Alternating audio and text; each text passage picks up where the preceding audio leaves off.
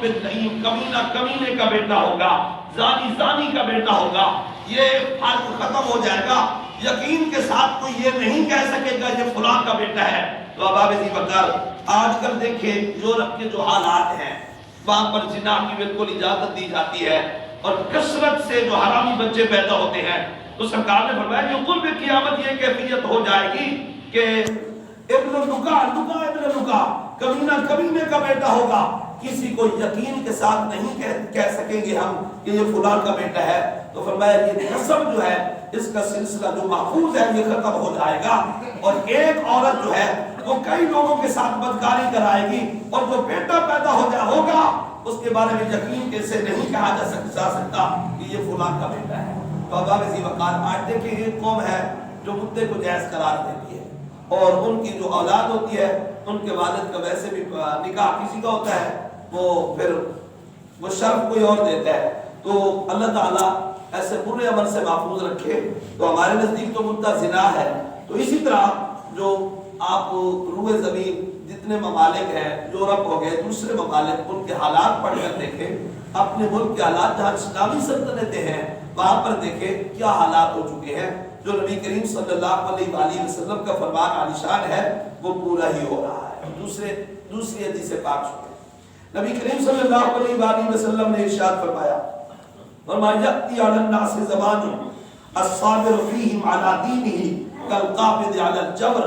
حضور نے فرمایا لوگوں پر ایک ایسا زمانہ آئے گا، فرمایا وہاں پر جو دین، اس وقت جو دین پر صبر کرنے والا ہوگا وہ ایسے ہوگا کالقابض علی الجمر، جیسے اپنے ہاتھ ہتھیلی پر آگ کی چنگاری کو رکھے۔ فرمایا ہتھیلی پر آگ کے ٹکڑے، آگ کی چنگاری کو رکھنا یہ آسان ہوگا، مگر دین پر چلنا یہ بڑا مشکل ہوگا۔ بعد دین داروں پر طنز کیا جاتا ہے، کسی کو اگر سمجھانے کی بات کی جائے تو وہ پتہ نہیں کیا کیا باتیں آگے کہہ دیتا ہے۔ تو نبی کریم صلی اللہ علیہ وآلہ وسلم نے جو کچھ فرمایا وہ سب چیزیں ہمارے سامنے ہیں۔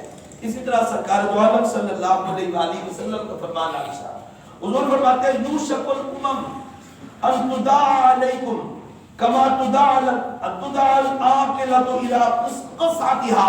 حضور فرماتے ہیں قریب ہے میری امت میں سے لوگوں کی کیفیت اس طرح ہو جائے گی، لوگ ایک دوسرے کو اسی طرح بلائیں گے جس طرح کھانے والے ایک پیالے کی طرف اکٹھے ہو جاتے ہیں، یعنی ایک پیالے میں سب اکٹھے ہو بیٹھ کر جس طرح کھانا کھاتے ہیں، تو میری امت کی کیفیت یہی ہو جائے گی۔ تو سلطان نے عرض کیا وَمِن قِلَّةٍ نَحْنُ يَوْمَئِذٍ، حضور اس وقت ہم کم ہو جائیں گے، ہماری تعداد کم ہو جائے گی، جو ہم اس طرح جمع ہوں گے، لوگ جس طرح پیالے کے ارد گرد لوگ اکٹھے ہوتے ہیں، کیا ہماری تعداد جو ہے وہ کم ہو جائے گی؟ تو تمہارے اور میرے آقا نے ارشاد فرمایا بل انتم یومئذ کثیر، فرمایا تم کم نہیں ہوگے بلکہ تمہاری تعداد اس وقت زیادہ ہوگی، اس وقت تعداد زیادہ ہوگی۔ یہ کمی کی وجہ سے یہ معاملہ نہیں ہوگا، بلکہ انہوں نے فرمایا وَلَكِنَّكُمْ غُثَاءٌ كَغُثَاءِ السَّيْلِ، تمہاری حالت یہ ہوگی، غثاء کہتے ہیں جو پانی کے اوپر جو جھاگ ہوتی ہے نا، حضور فرماتے ہیں جب پانی کی روش ہوتی ہے اوپر جو جھاگ نظر آتی ہے، فرمایا تم اس جھاگ کی طرح ہو جاؤ گے۔ وَلَيَنزِعَنَّ اللَّهُ مِن صُدُورِ عَدُوِّكُمُ الْمَحَابَّةَ مِنكُمْ، اللہ تمہارے دشمنوں کے دل میں تمہارا خوف جو دبدبہ ہے وہ ختم کر دے گا، تم دین سے دور ہو جاؤ گے، اور دشمنوں کے دل میں جو مسلمان کے نام سے بھی دشمن ڈرتا تھا، فرمایا یہ تمہارا خوف، یہ دبدبہ دشمنوں کے دل سے نکال دیا جائے گا۔ وَلْيَقْذِفَنَّ فِي قُلُوبِكُمُ الْوَهْنَ، اور تمہارے دلوں میں وہن کو ڈال دیا جائے گا۔ تو سرکار دو عالم صلی اللہ علیہ وآلہ وسلم کے غلاموں نے عرض کیا یا رسول اللہ مل وہن، حضور وہن کسے کہتے ہیں؟ ہمارے دلوں میں جو وہن کو ڈال دیا جائے گا، دشمنوں کے دل میں وہ دبدبہ جو ہے وہ خوف ختم کر دیا جائے گا اور ہمارے دلوں میں وہن کی محبت ہوگی۔ حضور وہ کیا چیز ہے وہن؟ تو سرکار نے فرمایا حب الدنیا وکراہیت الموت، فرمایا اس وقت تمہاری کیفیت یہ ہوگی دنیا سے پیار کرو گے اور موت سے ڈرو گے۔ فرمایا یہ وہن کہتے ہیں دنیا سے پیار کرنا اور موت سے ڈرنا۔ آج ہماری وہی کیفیت ہے، دنیا سے محبت کرتے ہیں ہم کہ پیسہ ہونا چاہیے، مال و دولت اکٹھی کرنے کے چکر میں رات دن ہم صرف کر رہے ہیں اور ہم موت سے ڈرتے ہیں۔ لیکن جو حضور کے غلام تھے وہ موت سے ڈرتے نہیں تھے، بلکہ جب موت آتی تھی وہ خوش ہوتے تھے کہ اب تو وقت ہے کہ قبر میں جائیں گے اور مدینے کے تاجدار کی زیارت کریں گے۔ ذی وقار سرکار دو عالم صلی اللہ علیہ وآلہ وسلم نے جو کچھ فرمایا آج وہ سب کچھ ہماری آنکھوں کے سامنے ہے.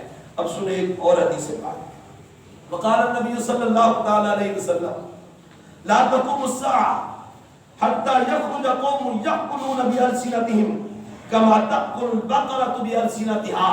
حضور فرماتے ہیں اس وقت تک قیامت قائم نہیں ہوگی حتیٰ کہ ایک قوم آئے گی جو اپنی زبان سکھائے گی. زبان سے تو ہر کوئی کھاتا ہے, منہ سے کھاتے ہیں. یہ کیسے؟ حضور فرماتے ہیں جیسے گائے کھاتی ہے نا اپنی زبان کے ساتھ, یہ لوگ بھی اپنی زبان کے ساتھ کھائیں گے. کیا مطلب اس کا؟ اس کی وضاحت محدثین نے اس طرح فرمائی کہ لوگ خوشامد کر کے دولت اکٹھی کریں گے, امراء کی خوشامد کریں گے, جو سامنے آئے گا اس کی تعریف کریں گے اور اشعار بنائیں گے ان کی شان میں تاکہ یہ ہمیں پیسے دے. تو فرمایا جس طرح گائے کھاتی ہے نا اپنی زبان کے ساتھ, وہاں خشک اور تر کا فرق نہیں ہوتا. جیسا بھی گھاس سامنے آ جائے تو وہ گائے جو ہے وہ کھا جاتی ہے. اور میں لوگوں کی کیفیت یہی ہوگی, وہ لوگوں کی خوشامد کر کے ان کی تعریفیں کر کے پیسے کمائیں گے. تو اب ذی وقار آج دیکھیں وہی کیفیت ہمارے سامنے ہے. علماء ہیں تو وہ بھی خوشامد کرتے ہیں, ان کو پیسے ملتے ہیں جو اس وقت ہمارے خطباء بنے ہوئے ہیں. اور لوگوں کی کیفیت بھی یہی ہے, جو جس کے پاس رہتا ہے وہ اللہ رسول کی تعریف کرنے کی بجائے وہ اس کی تعریف زیادہ کرتا ہے تاکہ یہ میری ملازمت بھی پکی ہو جائے. اور جس طرح ہمارے جو سیاسی جماعتیں ہیں ان کے ماننے والے پتہ نہیں رات دن ان کی اتنی تعریفیں کرتے ہیں کہ میں اخباروں میں بھی اشتہارات دیتے ہیں, ان کی تعریف میں پل باندھتے ہیں. اللہ رسول کی تعریف کم ہوتی ہے, دنیا داروں کی تعریف زیادہ ہوتی ہے. مقصد یہی ہوتا ہے کہ ہم دنیا کمائیں. تو اب ذی وقار دعا کریں اللہ کریم اللہ رسول کے ذکر کی ہمیں توفیق دے, دنیا داروں کی خوشامد سے ہم سب کو محفوظ رکھے. اور اسی طرح نبی کریم صلی اللہ علیہ وآلہ وسلم کا فرمان, حضور فرماتے ہیں یأتی علی الناس زمان لا یبالی المرء ما اخذ منه امن الحلال ام من الحرام. اور حضور فرماتے ہیں لوگوں پر ایک زمانہ آئے گا بندہ کوئی پرواہ نہیں کرے گا جو حاصل کر رہا ہوگا حلال ہے یا حرام ہے. اور میں حلال اور حرام کی تمیز ختم ہو جائے گی. بندے جو ہے بس صرف کمانے کے چکر میں پڑ جائیں, یہ نہیں سوچیں گے ہمارے ذرائع جو آمدنی کے ہیں یہ جائز بھی ہیں یا ناجائز, بس وہ کہیں گے پیسہ اکٹھا ہونا چاہیے. وہ کیفیت بھی ہم سب کے سامنے ہے.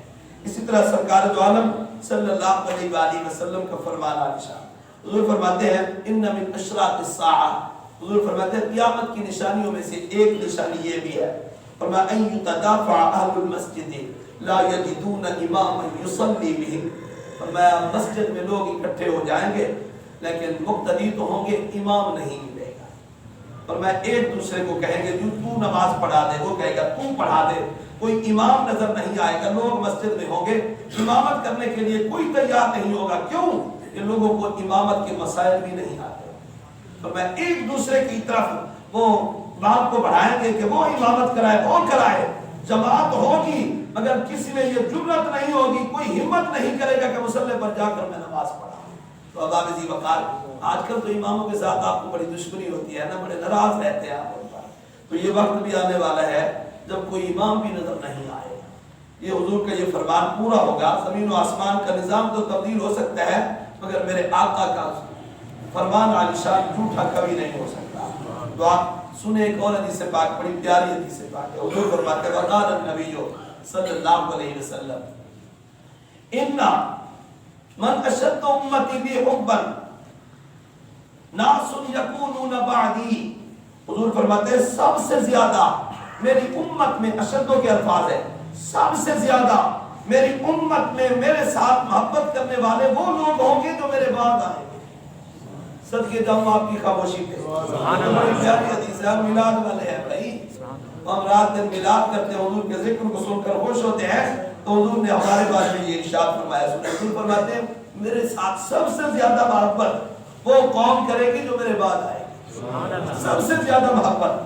یود احدهم لو رآنی بآلہ وبانی. حضور نے آگے نشانی بیان کی, اور میں ان میں سے ایک پسند کرے گا کاش کہ اللہ میرا مال بھی لے لے, میری اولاد بھی لے لے, میرا دھن سب کچھ لے لے, مگر ایک مرتبہ مجھے نبی کی زیارت کرا. میں مجھے دیکھنے کے لیے سب کچھ قربان کرنے کے لیے تیار ہو جائیں گے. ویسے عاشق بھی تو ہیں جنہیں دنیا کی کوئی پرواہ نہیں, فقط مقصد ایک ہی ہوتا ہے کہ اللہ کے رسول راضی ہو جائے. تو اب ذی وقار توجہ فرمائیں، پھر بھی ہم پر اعتراض کرو جی یہ حضور کا ذکر کیوں کثرت سے کرتے ہیں؟ یہ تو سرکار بیان کر گئے، قیامت کی یہ بھی نشانی ہے، سب سے محبت کرنے والے لوگ میرے ساتھ محبت کریں گے، ایک جماعت ہوگی جو محبت کرے گی، فرمایا وہ سب کچھ دینے کے لیے تیار ہو جائیں گے، کیوں؟ یہ کہیں گے ایک مرتبہ حضور کا دیدار ہو جائے۔ تو خوش قسمت ہے وہ لوگ جن کے دلوں میں سرکار کی محبت ہے، جو حضور سے محبت کرتے ہیں، حضور بڑے کریم ہے، وہ بھی اس سے پیار فرماتے ہیں۔ اور سنیں حدیث پاک، حضور فرماتے ہیں انہ سیکون فی آخر ھذہ الامہ قوم لهم مثل اجر اولہم یأمرون بالمعروف وینہون عن المنکر ویقاتلون اہل الفتن، رواہ البیہقی فی دلائل النبوہ۔ حضور فرماتے ہیں آخر زمانے میں ایک امت آئے گی، اس امت میں ایک قوم ہوگی، انہیں ثواب ایسا ملے گا جیسے میرے صحابہ کو ملتا ہے۔ ایسی قوم ہوگی انہیں ثواب ایسے ملے گا جیسے میرے صحابہ کو ثواب ملتا ہے۔ کیوں؟ صحابہ کا ثواب کتنا ہے؟ حضور فرماتے ہیں اگر تم ایک اونٹ پہاڑ کے برابر سونا خرچ کرو اور میرا صحابی صرف ایک سیر جو خیرات کرے، اور میں ایک سیر جو کا ثواب جو ہے وہ تمہارے اونٹ پہاڑ سونا خرچ کرنے سے بھی زیادہ ہے۔ ان کا ایمان جو اتنا پکا ہے، حضور نے فرمایا آخر زمانے میں ایسی قوم بھی آئے گی میری امت میں سے، ان کا ثواب جو ہے میرے صحابہ جیسا ہوگا۔ یأمرون بالمعروف، حضور نے ان کی نشانی بیان فرمائی، وہ نیکی کا حکم دیں گے، خود بھی نیک ہوں گے، لوگوں کو بھی نیکی کی تلقین کریں گے۔ وینہون عن المنکر، فرمایا وہ برے کاموں سے خود بھی رکیں گے اور لوگوں کو بھی بچائیں گے۔ اور تیسری نشانی فرمایا وَيُقَاتَلُونَ أَهْلَ الْفِتْنِ، فتنے والوں سے وہ لڑائی رکھیں گے، جو دین میں شر پھیلائیں گے یہ ان کے ساتھ مقاتلہ لڑائی کریں گے، شریر لوگوں سے بغض رکھیں گے، لیکن جو حضور کے غلام ہوں گے اس کے ساتھ یہ پیار۔ اور سنیں سرکار دو عالم صلی اللہ علیہ وآلہ وسلم کا فرمان عائشہ، یہ نشانیاں تو بہت زیادہ ہیں، اگر میں صرف ایک نشانی عرض کر کے بقیہ انشاءاللہ آئندہ جمعہ کروں گا۔ سرکار دو عالم صلی اللہ علیہ وآلہ وسلم نے ارشاد فرمایا، فرمایا ان اللہ لا يقبض العلم انتزاعا ينتزعه من العباد، فرمایا اللہ جو ہے علم کو اس طرح نہیں کھینچے گا کہ بندوں سے علم کو کھینچ لے، بندوں سے علم کو کھینچ لے کہ سینے سے علم اٹھا لیا جائے، کچھ یاد ہونے کے باوجود بھی کوئی چیز یاد نہ رہے، بلکہ سرکار نے فرمایا وَلَٰكِن يَقْبِضُ الْعِلْمَ وَيَقْبِضُ الْعُلَمَاءَ، اللہ علم کو اس طرح واپس اٹھائے گا اپنی بارگاہ میں کہ علماء وفات پا جائیں گے، علماء فوت ہو جائیں گے، اس طرح علم اٹھا لیا جائے گا۔ جو عالم جائے گا وہ اپنے علم کو اپنے سینے میں محفوظ کر کے چلا جائے گا۔ تو فرمایا اور اس کے بعد کیا ہوگا، حَتَّى إِذَا لَمْ يَبْقَ عَالِمًا، حتیٰ کہ دنیا میں کوئی عالم بھی نہیں رہے گا۔ ایک وقت آنے والا ہے دنیا میں کوئی عالم بھی نہیں رہے گا، تو فرمایا لوگ پھر کیا کریں گے، اتخذ الناس رؤوسا، لوگ امیر بنا دیں گے ایسے لوگوں کو جو جہال، جو جاہل ہوں گے، جاہل کی جمع ہے جہال، جہال ہوں گے، حضور نے جاہل بھی نہیں فرمایا جہال ہوں گے، فرمایا لوگ اپنے سردار جاہلوں کو بنا دیں گے، پھر کیا ہوگا فسئلوا، ان سے پھر مسئلے پوچھیں گے، جو خود نہیں جانتا وہ کیا بتائے گا، فرمایا ایسے جاہل جو ہے وہ ان کے سردار بن جائیں گے، وہ عالم بن جائیں گے، لوگ ان سے فتوے پوچھیں گے، فرمایا فَافْتُوا بِغَيْرِ عِلْمٍ، وہ فتوہ دے دیں گے بغیر علم کے، انہیں پتہ ہی نہیں ہوگا، وہ فتوہ بتا دیں گے، وہ مسئلہ بتا دیں گے، فرمایا فَضَلُّوا وَأَضَلُّوا، وہ خود بھی گمراہ ہوں گے اور لوگوں کو بھی گمراہ کریں گے۔ آج وہ کیفیت ہم سب کے سامنے، ہم امام مسجد کو وقت کا عالم بتاتے ہیں، لیکن امام ائمہ کرام یہ تو بڑی سعادت ہے اگر امام بھی ہو اور عالم بھی ہو، لیکن یہ نہیں ہوتا کہ حافظ القرآن اور ناظرہ کا ہو امام تو بن جاتا ہے، ہم اس سے مسئلہ پوچھنا شروع کر دیتے ہیں۔ اب دیکھیں وہ بعض لوگ تو ایسے ہوتے ہیں جو جماعت آئی ہوئی ہوتی ہے بستروں والی جماعت، اس سے مسئلہ پوچھنا شروع کر دیتے ہیں، مسئلہ بتانا یہ تو مفتی کا کام ہوتا ہے، تو ہر کسی کا یہ کام نہیں کہ مسئلہ بتا دے، تو حضور فرماتے ہیں علماء جو ہے وہ مثال کر جائیں گے، لوگ جاہلوں کو امیر بنائیں گے، پھر ان سے فتویٰ سوال پوچھیں گے، وہ فتوے بتائیں گے بغیر علم کے، وہ خود بھی گمراہ ہوں گے اور دوسروں کو بھی گمراہ کریں گے۔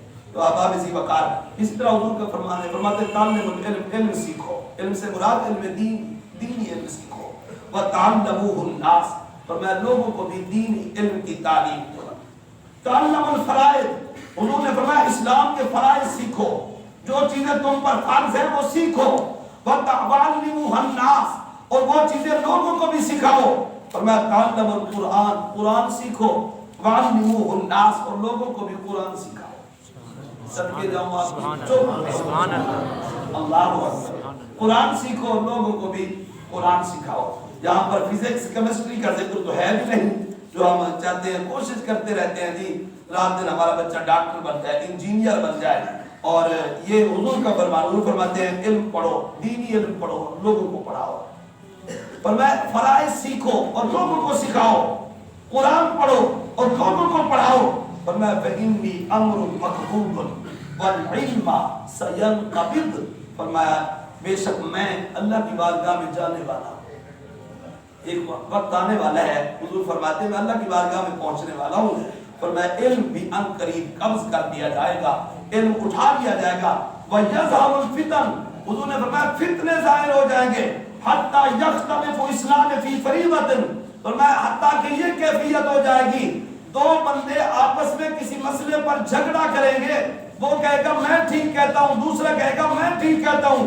ला यजिदु या यजिदान अहदन युफस्सिलु बैनहुमा, फरमाया कोई एक बंदा भी नहीं मिलेगा जो उनके दरमियान फैसला करे। कोई ऐसा आलिम नहीं मिलेगा जो आपस में जो लड़ झगड़ रहे हैं उनके दरमियान फैसला कर दे। बाबा रजी वक़ार, उलमा के दुश्मन न समझा करो, उलमा के साथ प्यार करो, जो उलमा हक़ है उनकी सोबत में बैठो और कुरान पढ़ो, कुरान के साथ मोहब्बत रखो। यही चीज़ें दुनिया में भी काम देगी और कब्र हशर में भी इंशाअल्लाह हमें फ़ायदा देगी। दुआ करें अल्लाह करीम मुझे और आपको हुजूर की शफाअत से बहरावर फरमाए, अल्लाह हम सबका खात्मा ईमान पर फरमाए। जितने फितने ज़ाहिर हो रहे हैं अल्लाह इन तमाम फितनों से और शरीर लोगों के शर से हम सबको महफूज रखे। वमा तौफीक़ी इल्ला बिल्लाह अलैहि तवक्कलतु व इलैहि उनीब। जिन हज़रात ने